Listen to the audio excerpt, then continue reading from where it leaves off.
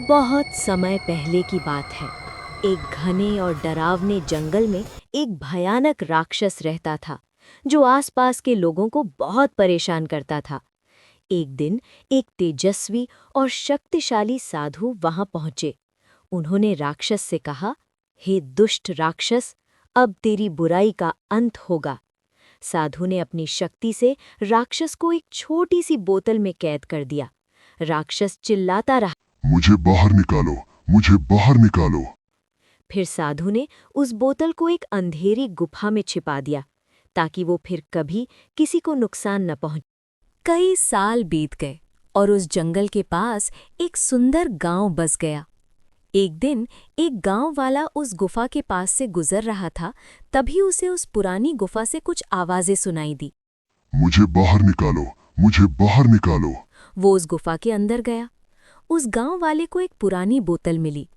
उसे अंधेरे में कुछ दिखाई नहीं दिया। उसने गलती से बोतल को खोल दिया और राक्षस बोतल से आजाद हो गया। चारों तरफ धुआं सा छा गया और राक्षस आजाद हो गया।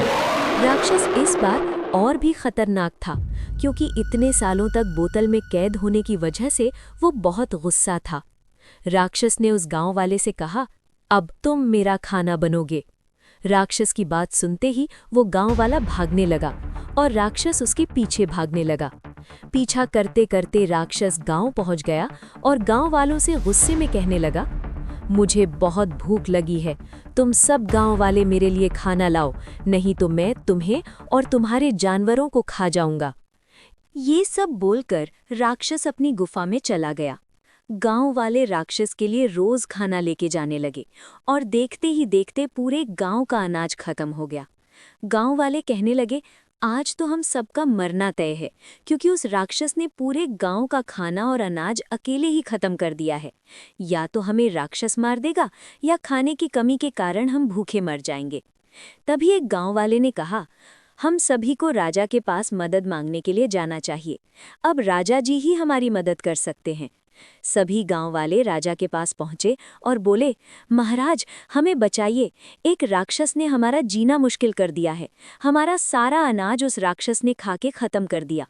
अब अगर हम उसे खाना नहीं देंगे तो वो हम सभी गांव वालों को खा जाएगा, हमें बचाइए। राजा ने कहा, ये तो बड़ी गंभीर समस्या है। राजा ने अपने मंत्री से पूछा, मंत्री जी, इसका कोई उपाय बताइए। राजा का मंत्री बहुत चतुर और बुद्धिमान व्यक्ति था। मंत्री ने आत्मविश्वास से कहा, हाँ महाराज, चिंता मत कीजिए, मैं सब ठीक कर दूंगा। मंत्री राक्षस के पास आता है और राक्षस को खुश करने के लिए उसके बारे में अच्छी अच्छी बातें बोलता है। अरे, आप तो बड़े और ताकतवर हैं। क्या आपके पास कोई जादुई शक्तियां भी हैं? हाँ, मेरे पास कई सारी शक्तियां हैं। फिर जब मंत्री को लगता है ये मुझसे खुश हो गया है, तब मंत्री उससे सवाल पूछने लगता है। मुझे बताएं, आप कहाँ से आए हैं? राक्षस कहता है, मैं कई साल पहले इस जंगल में आया था, जो अब एक सुंदर गांव बन गया है।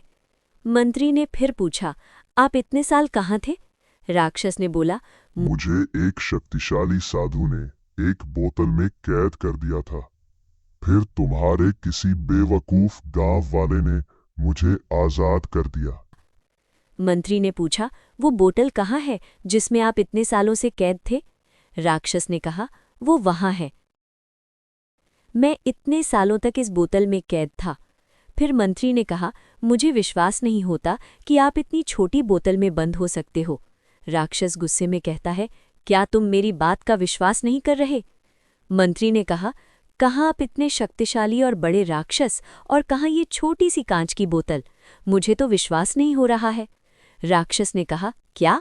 मैं अभी साबित करता हूँ।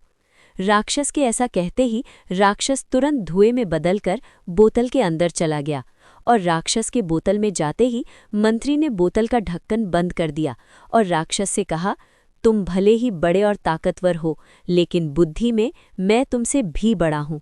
और इसी तरह मंत्री ने अपनी बुद्धि का इस्तेमाल करके राक्षस को दोबारा से कैद कर दिया। लोगों ने मंत्री को कहा, आपका बहुत बहुत धन्यवाद, जो आपने हमें इस राक्षस के आतंक से बचाया।